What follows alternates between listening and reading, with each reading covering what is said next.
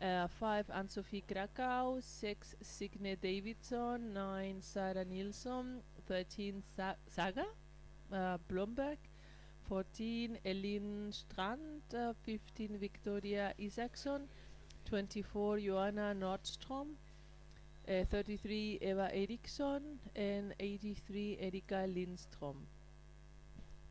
Okay, game started.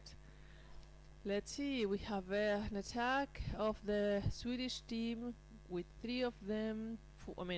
They are now one right, one left. They're coming up from the open side, and already the attacker is on the goal and was trying to pull her up, and it passed it on the other side. It was a Swedish girl waiting. I don't know if the pass arrived or the Italians are still fighting, so she couldn't pass. She was pulled up and is above the goalie, and they just stole the goalie, and and that's a first score within the first minute.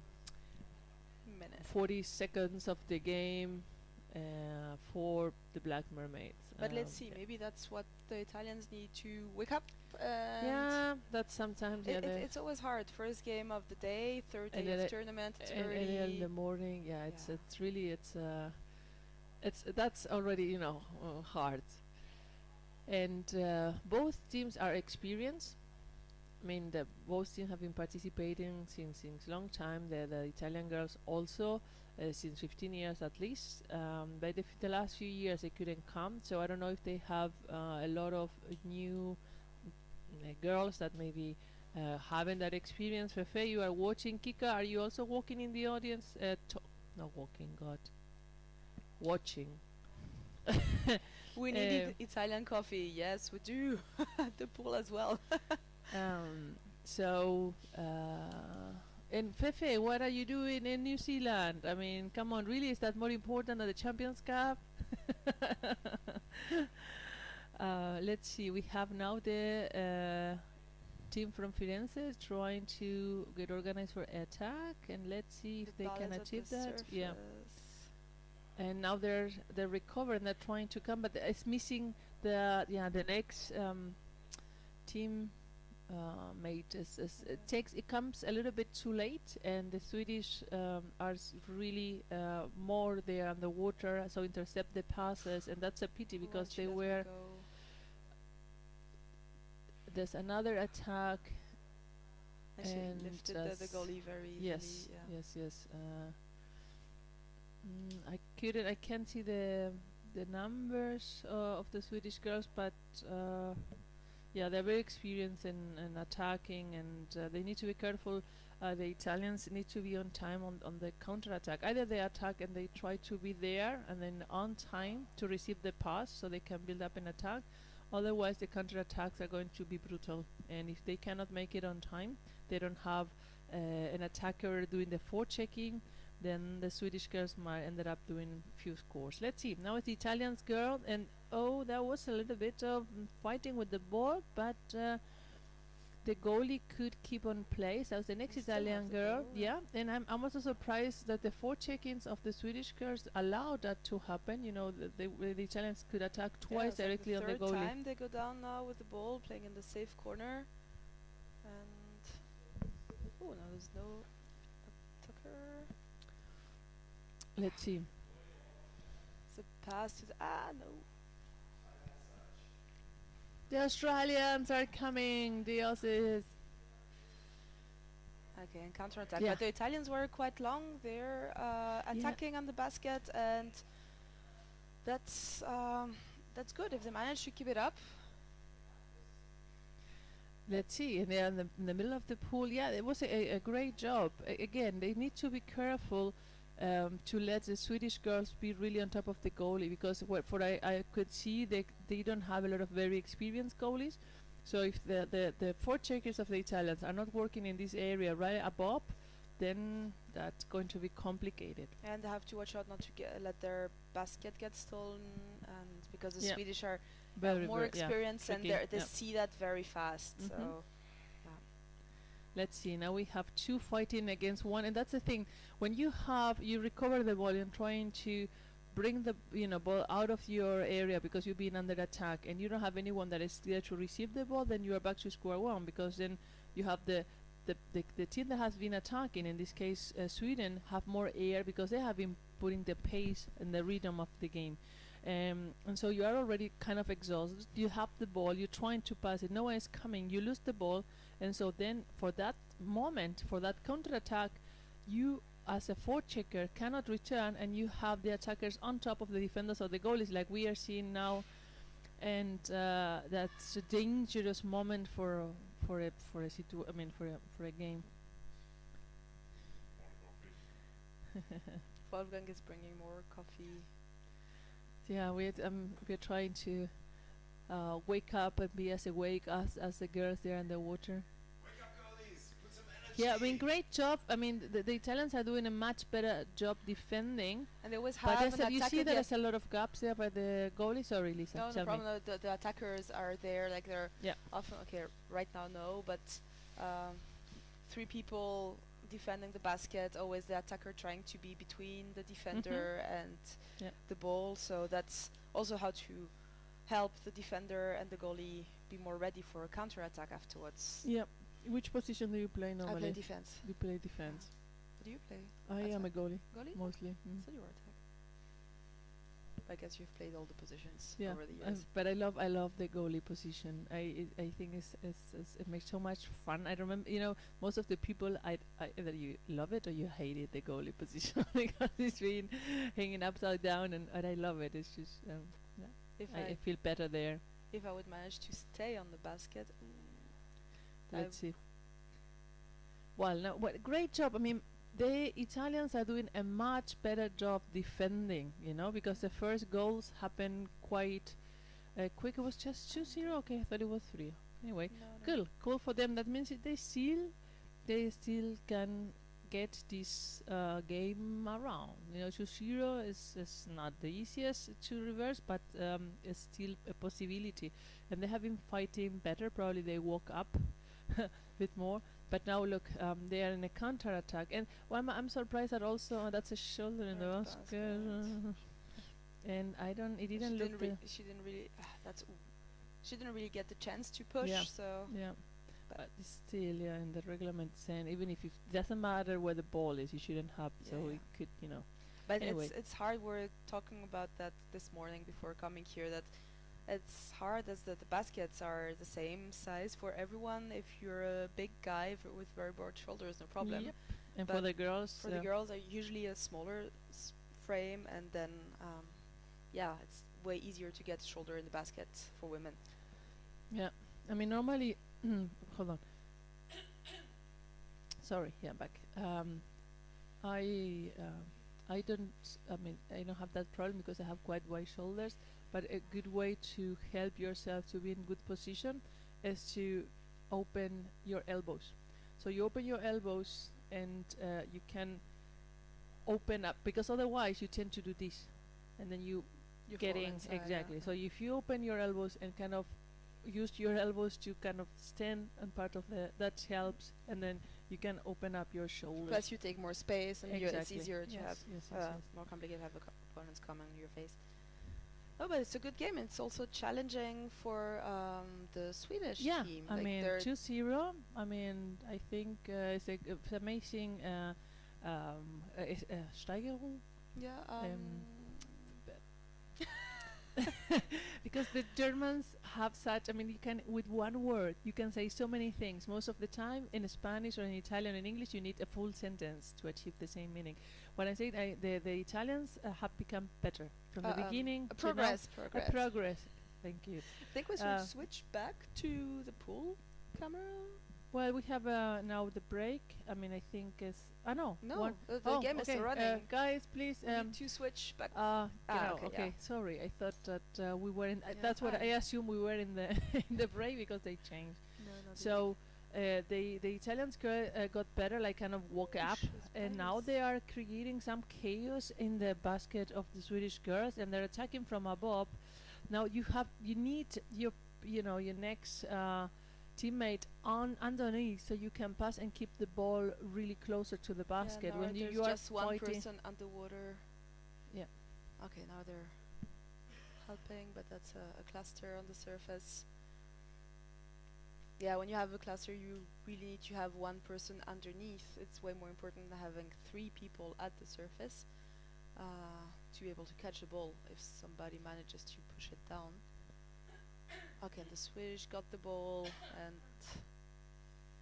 okay. We have a question from Tarek. Tarek, where are you looking from? He's saying he has I assume you don't have any idea what's going on and what's considered a foul in the game. Can you push the goalie off to score? Yes, but the main rule here is you can do pretty much anything besides hurting someone. I mean, so punch or grabbing the equipment is not allowed, but just if you're in possession of the ball. So you have the ball, I can push, bring you down, hold you, and so that you don't want any more air. And if you in the same, you can be attacked only if you're in possession of the ball. Otherwise, if you are pushing or doing anything and you are not in possession of the ball, you will be creating a foul. And a foul is anything that can be just to give you, because of course there's complicated rules, but just as a general idea, anything that can hurt someone, it's considered foul. Or so grabbing again, their equipment. grabbing their equipment, ripping up, all this is aggressive, otherwise behavior. you can hold, you can grab, you can push, all of that is allowed. Just not the heads. You Not cannot the hurt- heads, and you exactly. cannot We changed strangle that. someone, Exactly, we changed that in the past. It was possible to attack the head, but again there was a high risk to getting injured. So we are, the game was created about 50 years ago in Mülheim an der Ruhr in Germany, and the rules have been always more and more adapted with the game, because the game have been changed. And at the beginning it was 8 players again, 8 players, and of course the more trained the people became, the faster the game became. The fins were being changed, and so then eventually we have now 6 against 6, and you are adding, as the game is evolving, you evolve the rules to protect the player. So we're always discussing, and I think it's in the World Cup every 4 years you can change the rules, and before then you start discussing, the federations of each country can bring suggestions, and then it's like that, yeah. So the last one of the important rules that were introduced is this. I think it was like a few years ago. Is about not being able to attack the head anymore. But yes, to answer your question, Tarek, you can push the goalie of the basket If you are in possession of the ball. if you are in possession of the ball. Sorry. To score, you have to. You have to, and the best technique is to come from the bottom. If this is the basket. This is the basket. You have the goalie lying on top, and you should come from the bottom and be able to push them. Or otherwise, you can come if they have their head and lift them and try to come over them. Yeah. Or you can also come from the top and try And and throw them up. Sorry, that's but your coffee. Ideally, when we normally exactly there's still some coffee inside. Ideally, what you try to do is you have different kind of attacks, but normally you try to attack what is going to be the shortest. And normally the shortest and the fastest is coming from the bottom, because you also have the you can push yourself against the bottom of the pool, so you have a leverage point where you can push up the goalie and then put the ball inside. If you come from above, and if you come from the side, and you come from the bottom, but you try to pull up, all of that take longer time. And if you have a very well trained team, then you will have one of the players on your shoulders grabbing you and pulling you up, like we've been seeing it. Let's see if we can let's show you maybe some situation where we can show you in the images where we were describing to you, so you get an idea. No, one picture is worth more than 1,000 words, and So where we're here we talking have a lot. on top of the basket we have the goalie.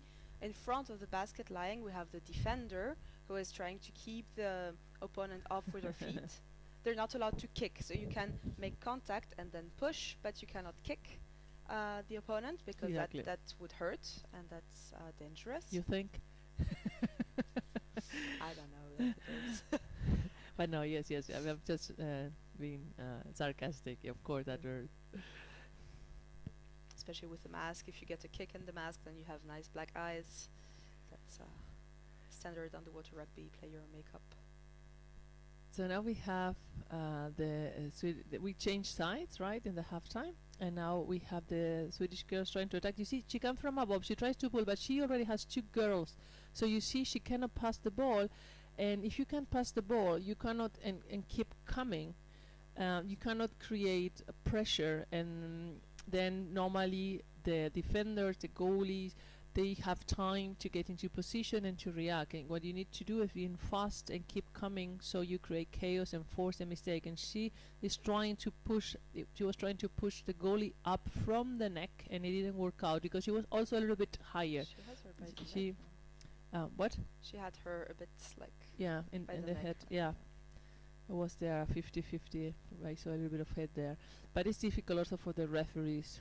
And sometimes we also have a lot of rules, but we also have the advantage rule. So if the fall, it was more like a technical fault, and instead of stopping the game, you still will give the advantage to the attacking team and see if they can profit from the situation. And if not, then you will stop the game and continue. Have a counter attack from the Italians, and wow, and that's she's missing. That's, they need to be a little bit faster in front, but it still did a good job, and now she's trying to attack. And you see what I mean? If you don't do it in a half a second, you will have a player on you pulling you away, and then you cannot achieve that score. That's why it's that's the challenging part. And we have now they're attacking the Italians from the closed corner or the safe corner, because when you change, like, you can change all the time. You're subbing continuously, so you're down, you're playing for a few, you go down a few times, and then you go out of the water, and the player you're subbing with can then jump in the water, and they're jumping from the side where the camera is here. So if you have the ball on that side, here where the Swedish are, if an Italian player jumps in, she can grab the ball faster. If you're on the wall side, then that's a safe corner, because the subbing players are not arriving from that Exactly, side. and then the wall is in your back, so you don't need to pay attention what's happening behind you, because it's safe. The problem on this area where the camera is, all the new players are coming and pay attention, and a lot of time you're trying to attack, and we have a player just jumping in fresh with a lot of air, grabbing you, and then the whole attack is lost. It happened the previous game with Singapore and Zurich. A Singapore player had the ball, and a Zurich player jumped in and grabbed the ball from his hands and swam away. So we have now the Italian girls trying to swim away, and they begin. And the moment you are being stop, grab, and pull up, the whole flow of the game is broken. So you have to start from the scratch. And the goalie, you see that goalie alone. Oh, I thought it was going to be a goal, because she leaves a lot of gaps. Actually, she's not completely lying flat on top, but good job. And the attacker came from the top, weirdly, like she didn't keep on going to the bottom. Exactly. Well, she was like a half. I mean, not really the top and not really underneath. There's also some. Either you come from the bottom or you come from above, but I've seen also the Colombian teams coming directly at the where the ring of the basket is, and being able to score. I mean, that has been very interesting to see. Yeah, maybe that's what on Thursday at the Underwater Rugby Academy, the Orcas coach was showing us how they're used biomechanic analysis to enhance their game, and actually we're saying if you really come from the bottom and at the same time you try to go towards the basket, you have like two vectors, one from bottom to top and one from side to side, and then you have a bit more of a problem. You lose energy you have two vectors going one against the other, and you lose power. Exactly. So coming flat and fast you is have the more key of to a score. exactly, because you have more one line, I mean, a vector is like one line that shows in which direction the strength is being applied, and so it's really, really interesting.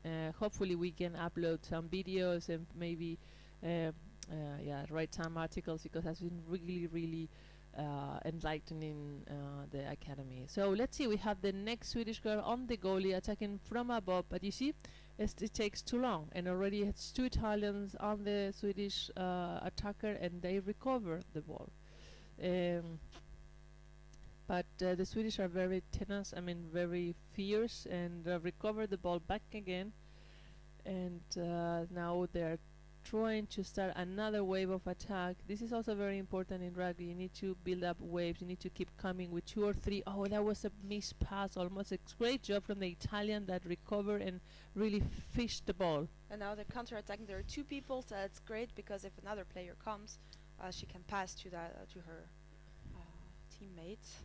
And it's also important, to pass the ball, and that's that creates a little bit of disadvantage from the other team, because if you have the ball for a longer time, then they can concentrate on you and grab you, as we talked before. Out the goal is away. But if you keep passing the ball, then that will produce that the other team is swimming from one player to the next one, and yes, and that's make it difficult, so they get more tired. So we had a request to give a shout out to the Black Mermaids player number 9. So Sarah. Yeah. Go Sarah, says Tarek. That's a bit partial though. Let's see. We have the Swedish team trying to start back, but there was a grab on the mask, and you see, I mean, the referee is doing, when they stop the game, and then they do some signs, and right now, if I didn't see it wrong, he was showing a hand in front of his mask, so was telling us that some player from the Swedish team was committing a technical foul, grabbing the mask, the equipment. So now it's a free throw, an advantage for the Italian team. That took a little bit longer. Okay, that's good recovery save. Yep. Yeah, it could be the mask, or it could be the snorkel, or yeah, the fins the as well. equipment of the head. Yeah. The fins as well, no? I think it's the same sign. I think so. I think it's equipment. Yeah, it's equipment. Yeah. And before we're talking about shoulder in the basket, that's the thing is that you can get a penalty if you do an action that impedes an almost almost certain goal of happening. And if you have your shoulders in the basket, if you're wedging inside the basket, it creates a fixed anchor point, and so it's very hard then to push the player off the basket if she's fixed into it, she or he. That's a ground for a penalty. So that's why we're mentioning shoulder in the basket. That's usually you get a warning if that wasn't really a goal waiting to happen. What happened? Another free throw for Firenze. It's still 2-0. That's yeah. It's really. I mean, I think that the Swedish was really surprised the Italians. The Scandinavian teams do have that. She's underneath the goal and she's trying to put and push herself against the floor. You see, and was a score or no? Oh, that was a close one. That was a good attack. They still have the ball. Yeah. No. No, the Swedish got it. But what I mean is, I think they kind of were not fully awake, and the Scandinavians like to try. They always try to do that tactic. They try to score within the first minute. Yeah. So. And she's by herself. There's less than 1 minute left. 30 seconds left. Yeah. Actually. So I mean, Mermaids is going to win this game. Nevertheless, I mean, the Italian team is putting up a really good fight. I mean, in the past, Italy would have lost against Sweden 15-0. So they have really grown up as a team. Yeah, that was really more than they were not really present in the game, more than not being able to put up a fight with the Swedish girls. So yeah, sorry. At the beginning of the second time, they had a bit of a energy drop. Maybe they they were like trying to regroup and they were defending a lot, but actually it's pretty even. Yeah, they really group. Yeah, they really. Okay, the game is over. 2-0. But great game from both teams, and yeah, they're good game. That was a great game. 2-0, and let's see. That means the winner, because we are trying to. We are keeping a track. Let's see. I see exactly. I still look like a person. I mean, yesterday in the evening, I looked like I was dying. I was so tired. I mean, it decreases. You could not speak to you yesterday evening. Like, let's go home. Let's sleep. You go eat if you want, but that's it. Let's see. So the winner now we are next game is Vienna against Piranhas. Vienna from Austria and Piranhas from Spain. The winner is going to play against Sweden, and the loser is going to play against Firenze At for the last 1:30 two plays. PM. Yeah, at 1:30 PM. Yeah. for the 11 and 12. No, I mean. Yeah. So that's Black Mermaids. Lot of teams this year for people that are connecting. How many? 80 people. So slowly but surely we are raising up. People is waking up and is watching maybe the games in bed with coffee. We have 12 teams on the female side and 15 on the male side, so 27 altogether, 15 nations. So it has been the largest Champions Cup ever, the largest tournament in underwater rugby known to this day. And it is the 30th Champions Cup, so it's been held since 87, and was 2 years that didn't take place. So it has been an amazing tournament so far, and a lot of great games coming up. Maybe in the first 2 days you had a bit more difference between the teams that we are playing, and now we are going to have more even up games, because now is where you still, they did the preliminaries, the half finals, so now we have more teams that are on the same level of game technique and tactic.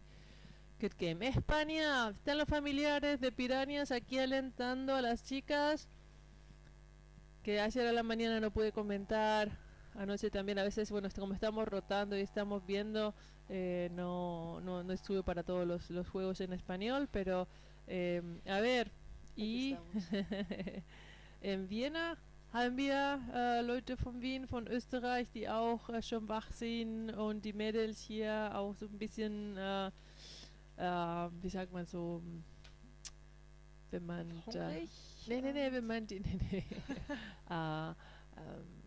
jetzt habe ich sogar das spanische Wort vergessen. Alentar. So go Vienna. Anfeuern, genau, anfeuern. Richtig. We're two non-native speakers here. Apologize, our speaking our broken German. Dragón tatuado está ahí. Muy bien.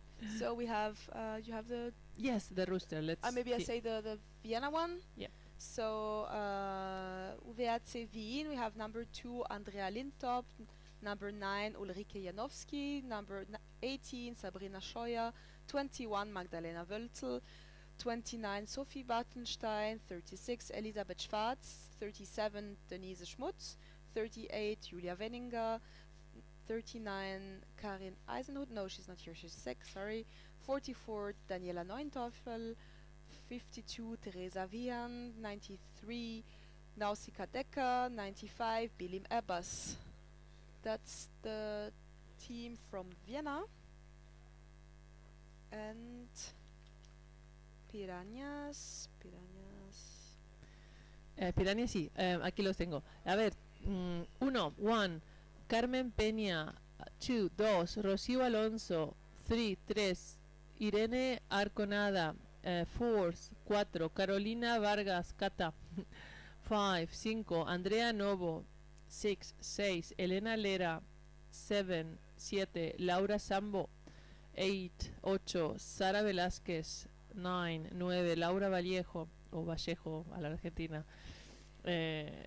10, Luisa María Herrero, 11, Mariola Rubiales, 12, Elisa Sánchez, 13, Nagore López, 14, Laura Vázquez, 15, Montserrat Navarro. Y some of these girls are being double with the males, 4 of them. Algunas de las chicas están jugando doble, 4 de ellas, las más con las que tienen más experiencia, así que bueno, ahí vienen ya cansadas. I mean, a bit tired, playing double for the male. Even though we have to advise that a normal game in underwater rugby is 2 times 15 minutes, and you always stop the time when anything happens, score or fault. So because you need to play effective 15 minutes. Now this is just running time. That means we have 2 times 10 minutes, At the finals we will have 2 times 15 minutes, but it's running time. So if you pay attention to the clock, when a fault, a score, or something happens, it continues, unless it's a timeout, of course, right, or a penalty. That we stop. So it's a little bit different, but nevertheless very intense.